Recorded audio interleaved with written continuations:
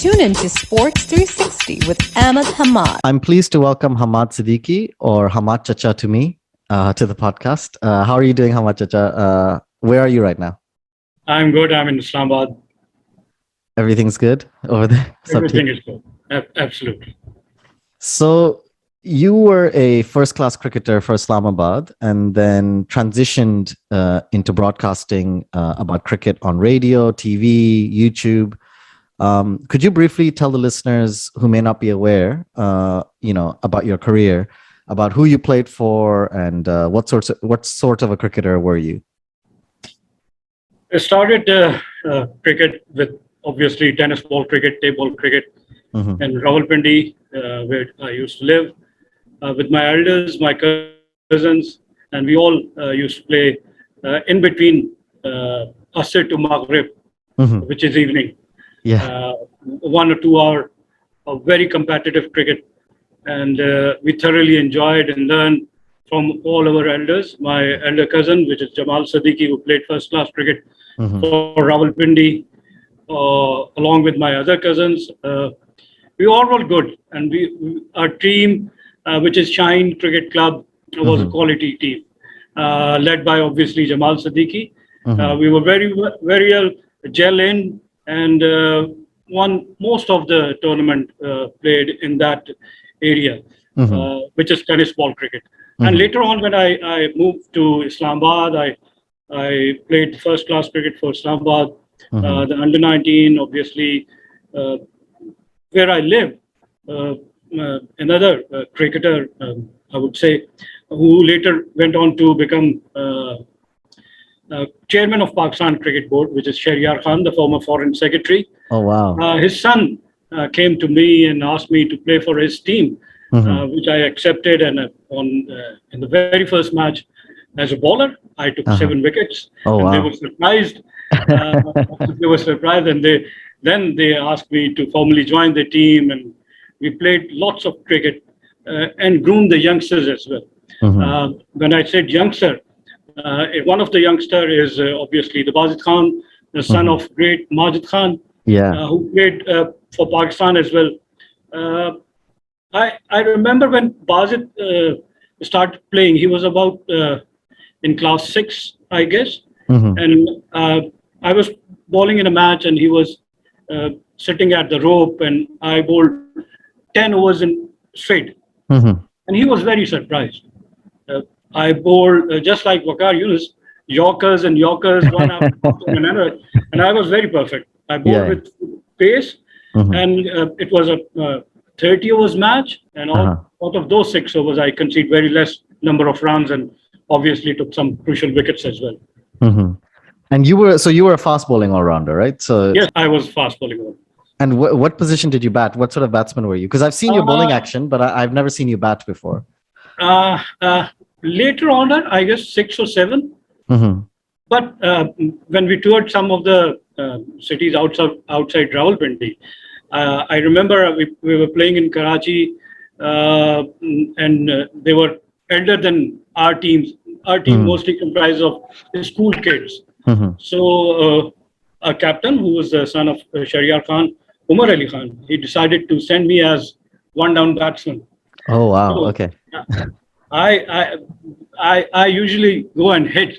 So I started same over there and scored a crucial 30, 40 runs. Yeah. And in the end, we managed to put up a decent total on the board. And while defending the total, we were lucky to win the match. Nice. I was going to ask you, actually, you've answered a little bit of that question already. The next question about, how you grew up playing cricket and about Jamal Chacha in particular. But I was wondering if you could just expand a little bit. Jamal Chacha is older than you. And, was he a sort of inspiration for you to try and become a first-class cricketer yourself? Or who were the players or other people that you looked up to when you were starting off as a cricketer?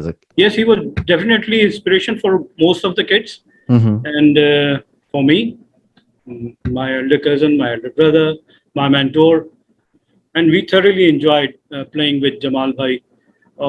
He was very much fond of my athleticism, I would say. I was very sharp in the field.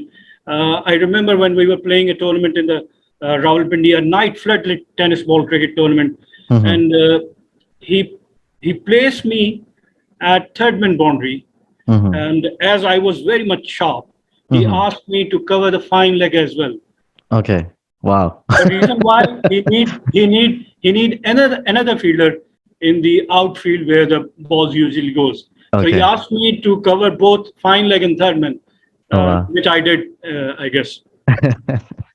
um, so I remembered playing cricket in Karachi in a small academy until I was 10 years old, but then moved abroad. So I wasn't intimately aware of what grassroots cricket looks like in Pakistan. A very clear picture. As somebody who came through the system and understands the system well, could you explain what the system for grassroots cricket in Pakistani domestic structure looks like in Islamabad in particular, at the time you were growing up? When you're talking about Islamabad, obviously there are so much facilities available, starting from the ground and the infrastructure, the coaches. But on the other hand, if you go to other cities, they don't have even playing areas. So we were lucky to be in Islamabad and enjoyed obviously the good facility, the absolute which were requirement. There are so many politics in club cricket, fake clubs, but I guess talent, you can't stop the talent. If you have, which is your best among the others, nobody can stop you. And in our era, mostly players from Karachi and Lahore, they got the opportunity to come up and play for Pakistan. But now things have changed. Most of the players from even KPK is contributing a lot. So many players are coming from KPK. So the system has changed. And I guess this current board, Pakistan Cricket Board, is really working very well.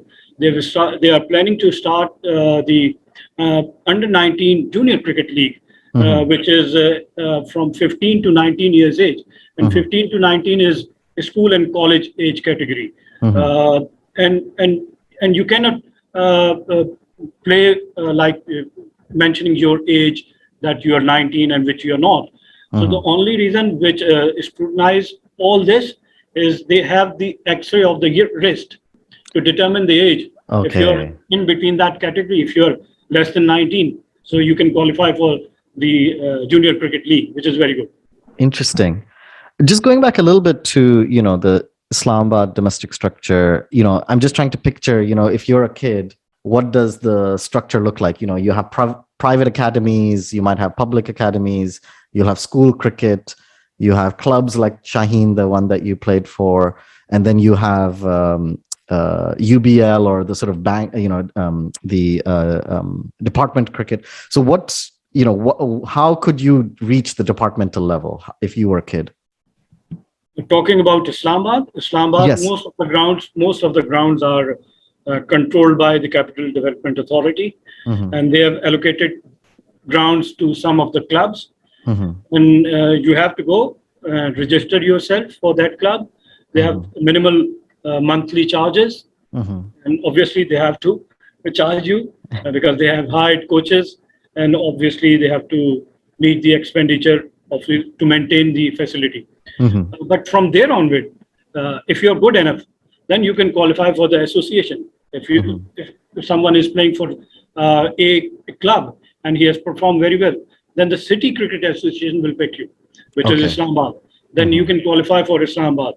And from there onward, if you're performing for Islamabad, you're playing in Pakistan domestic cricket, representing Islamabad against Karachi or Lahore or whatever city, and you are good enough, then the selectors can pick you anytime.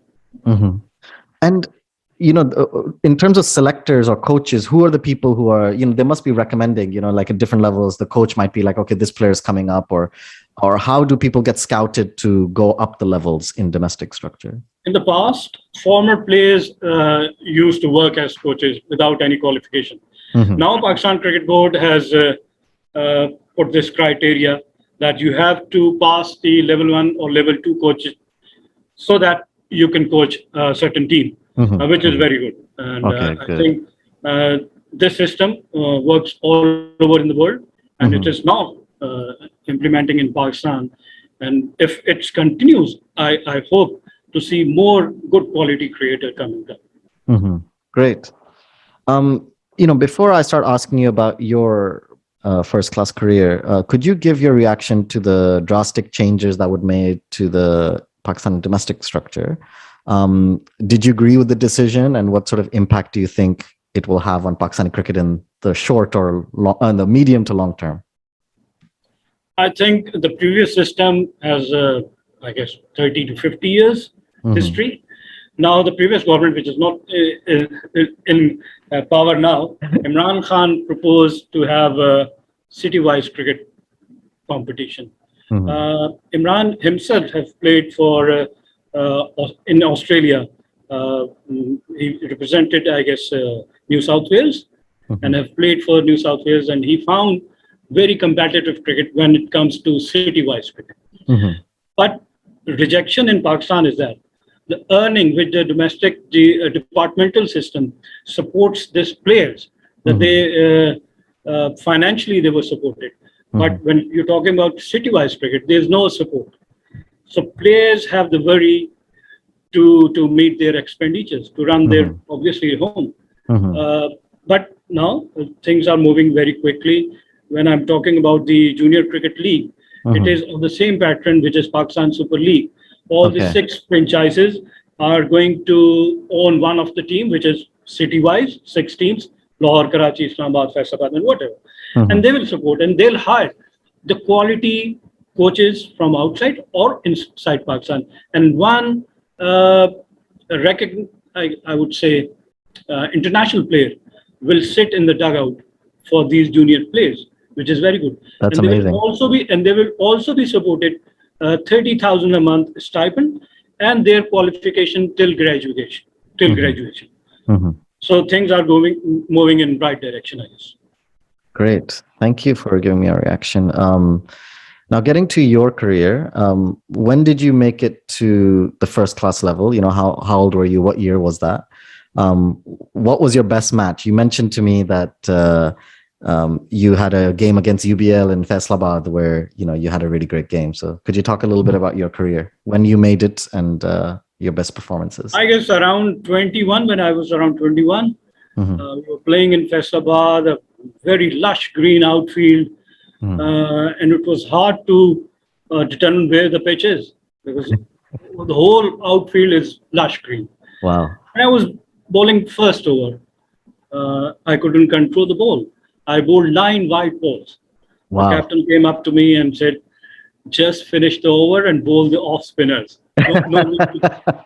So I just finished the first over, and when the ball was semi-old, I came back and I captured 7 wickets. Wow. So that was the history. And Faisalabad pitch, at least from what I remember as a kid, in the test matches, were always supposed to be the graveyard for fast bowlers. So what happened this time in this pitch? What was going on? Dennis Lilly also mentioned in his interview Exactly. that there are 11 to 12 pitches in the center. And it is up to the administration to opt which pitch is going to use for that day. And for us, it was lush green wicket. Otherwise, it is a very placid batting pitch in Faisalabad. Most of the runs were scored by the batsmen, centuries, double centuries in Faisalabad. Yeah. What were aside from this match, in general, what were some of your favorite pitches or favorite grounds that you like to play in Pakistan? There's so many. In Islamabad, in Lahore, I remember we were playing in HSN College. There were so many crowd. Obviously, the students were there, and we were playing. And I'll let you know that we were playing with a film star as well. Sheri Khan was playing for us. I didn't know at that time that he's a film star. Oh, really? Yes, I know. And he was sitting. His wife was sitting at the boundary, Amrita Singh. And, what happened? What was the story behind that? How did he make it? What was the reason he was there? He's relative to Sheri Khan, the former secretary of Pakistan Cricket Board, and his son, obviously. He asked him, he was in Pakistan for a vacation, and he asked him to come and play, and he was there for us. Amazing. So when I posted on Twitter to say that I was going to be interviewing someone who played domestic cricket in Islamabad, I got a few questions. Something that several people wanted me to ask you was, who were some of the best players you played with who didn't make it to international level, but should have, that, you know, their quality was such that they should have made it or could have made it? First of all, to whom I've played with, Azhar Mahmood, as we all know, played for Pakistan, the great all-rounder. I remember we were playing a night tournament in Rawalpindi, and I used to bowl with tennis ball very fast, and I couldn't let him score much runs. The next morning, he was playing against us with hard ball, proper red ball cricket, and he hit us all over the ball, and he scored a century against us. Wow. And in a week time, I guess his name was in Pakistan side, and he played his debut test against the South Africa and scored 3 centuries in a row. So I asked him that you played against us and you scored against us, a quality bowler. That's why your game have improved and you're playing for Pakistan. So you're the reason why he made it to international level. Yeah. I let him know. But he made it to international level, right? Like, and then you mentioned Bazi Khan earlier when he was young as well. Who were some of the ones that, you know, maybe we don't know of, but should have made it to international level? They had the quality, but didn't get selected for some reason. Yeah, some more players. I guess I've played with my tennis ball teammate Ijaz Ahmed. He was a very good left-arm fast bowler. He was picked by Khan Muhammad. He attended the camp at Lahore, but for some unforced reasons, he couldn't make it to the national team, but he was very good. Okay. Apart from him, I guess Baz's teammate, Bilal Asad, who is now, I guess, coach of Malaysian cricket team. And one is Fahad Khan, the right-arm leg spinner. He was very good. Junaid Kaleem Barlas, they all were a bunch of very good players. And out of 12 crore people, only 12 can play. You can understand. Yeah, it's difficult. Related to that question, some people were also wondering if there were issues with the selection process for the Pakistani team when you were a player. You know, a lot of people have said at the time that a lot of players felt that, you know, they were treated unfairly, there was politics, favoritism. What was the view from the dressing room? Yes, it is very painstaking. And it is not only in Pakistan, it is all over the world. The likes and dislikes, the groups, friendships. But I guess players who are quality player, they go ahead. They go ahead. Just like Wasim Akram, he didn't play any first-class cricket. Straight into a 3-day game against New Zealand, playing in Rawalpindi when New Zealand toured Pakistan in 1984. He represented present 11, played a 3-day game, and he impressed everyone. And then there's no stoppage. So I guess if you are good enough, you can play for Pakistan. You just have to focus on your sports, on your game, and be patient. Okay. And another, you know, related question is that, you know, the volatility in Pakistani cricket, you know, changes, you know, if the prime minister changes, the patron changes, you know, I'm guessing you're never sure about what the situation is when you're a Pakistani cricketer. And the lack of lucrative contracts at the domestic level, did it have an impact on mental health or, you know, players worrying about their future all the time? Could you talk a little bit about that? Yes, it does affect players as well. I guess we shouldn't mix politics into sports. If Ramiz Raja, who is the current chairman of Pakistan Cricket Board, is doing good work, we should continue with him. This is what my thinking is. And Cricket Board should also be run by professionals.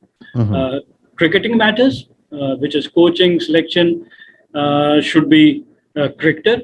And if you're running management, which is marketing and other aspects to gain revenue and to flourish your cricket board, then it has to be professionals. Mhm. Although some would say that Ramiz Raja doesn't have administrative sort of qualifications or a lot of experience, would you say that even then he's doing a good job? But over the period of time, Ramiz, while commentating on different Pakistan tour and in other cricket leagues around the world, he, I guess, have the experience. He have seen every infrastructure, and from that he pick up the best for Pakistan. And things which he has implemented so far, I think they're very good. Just a quick follow-up question. I'm just curious, just because it was in the news a lot, Wasim Khan, he's been giving a lot of interviews. He just, got hired by the ICC. There was it seemed like there was a mixed reaction in Pakistan when he got the job and stayed that way throughout his time. A lot of people thought he was an outsider. Why is he getting paid so much? Others were arguing, look, he's actually had administrative qualifications, experience. What was your view about it? I'm curious, actually. What was your view on Wasim Khan? Again, the internal politics. The players who are local players who play for Pakistan as well, they think that it's their turn now to run Pakistan cricket board, which is, I think, not the right way. It has to be run by a professional who have that experience. If you qualify for that, then you're good to go for it. Okay. I was going to ask you about Bazi Khan, Nazir Mahmood, but I think you've already spoken about them quite a bit. Someone also wanted me to ask you if you ever played against Shoaib Akhtar. And add to that, they also wanted me to ask you, when you play a bowler with his speed, what sort of preparation do you have to make mentally or technically? Or No technique, very scary. I haven't played against Shoaib Akhtar, but he lives in my street. Oh, really? I met him quite a lot, but he was extra fast. Most of the people have witnessed the video on the social media, Ricky Ponting facing Shoaib Akhtar, and so he was frightening fast, and when he's on song, he's unplayable. Did you hear about him before he made his debut? Because he came through in Islamabad. Had you heard about him from your colleagues or from young players? He came through from Rawalpindi and was very quick. Most of the batsmen used to say that he is quick. Yes, he even in the nets he used to bowl with the same intensity, and he was very fast, bowling with more than 150, regular 155 to 160. It is not easy to face any bowler in that speed category. I remember when we used to play, we used to give practice to batsmen halfway mark, 22 yards, not almost 16 yards, and with the one side shaved off. Tennis ball, I'm talking about tennis ball. And they said it is quick. But facing Shoaib Akhtar from 22 yards with average speed of 155 to 160, all the time it is here. So you ended up becoming a broadcaster, after you retired. Could you talk about what the transition was like? What gave you the idea, and how hard was it? The idea was I used to listen to sports roundup on radio regularly, which come around, I guess, 9:30 to 10, half an hour show. And I used to get all the news regarding sports. I was more interested in knowing the performance of Jamal Bhai, who was playing first class cricket. He was playing all of Pakistan and what his performs. So later on, when I joined Radio Pakistan, I opted for sports shows, and they gave me a chance, and I was the first broadcaster on FM 11, which is owned by Radio Pakistan, to do a sports show. And from there onward, I went on to work for Radio Pakistan News. And I remember I was doing a cricket show, which is quiz show, World Cup quiz in 1999, a 14-day cricket show. Oh, wow. And after the final, our Director General of Radio Pakistan asked me that we have started news and current affairs and we need a sports person over there. I said, okay, I will do it. There was a match going on during the 99 World Cup and Pakistan was playing against New Zealand, I guess. And I drafted a story of around 2 pages. And the story went on to the controller news. He vetted and then went on for the newsreader to read it out. But he took a red pen and from the first 2 lines, the rest were Crossed out. I was very furious. I said, I think I've included each and every thing which is important in this match, facts and figures. But he said me that it has to be very precise, and that's it. Then I said, you can do it yourself if you want that.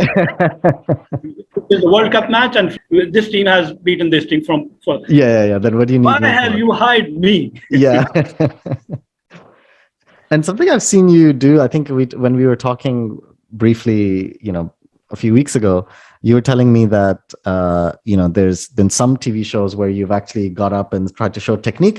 Do you think that the level of technical sort of detail in which people are talking about cricket now in the media has improved, has changed? Because I don't remember, maybe 15, 20 years ago, there being that much discussion on technical aspects or tactical aspects. It seems like the coverage and also the consumer, the listeners, they're becoming more sophisticated in how they understand the game. The viewers, the listeners, they have the most knowledge, I guess. I was doing a show on PSL at ATV, and what I found is that the anchors, they don't have the knowledge. Yeah. So when I was talking of technique, I was describing a shot, T20, a swing, the arc, where the ball is going to pitch, for ideally suited for batsmen to cross hit. I was describing it and they have no idea what I was talking about. So I think there must be sportsmen who host the show, who anchor the show, so that they can understand and move on from there on. Now, finally, before I let you leave, Hamad Chacha, do you have any advice for young, aspiring journalists who may be interested in getting into cricket broadcasting, in the current media climate where, anybody can become a host like myself, Yes, you have that knowledge. You have to have that knowledge for the sports. If you're covering cricket, which is in Pakistan mostly, then I think it is very easy in a way. On the other hand, if you're not good with stats, you have to support every comment with your stat. If you're talking about that this player has played so many tests, and that is his stats that he has scored this number of runs, his current average, his current form, as compared to if you're talking about that he has scored 8,000 runs, but his current form, where he has not scored so many runs, or he has scored so much runs. Yeah. So you have that facts figures with you all the time.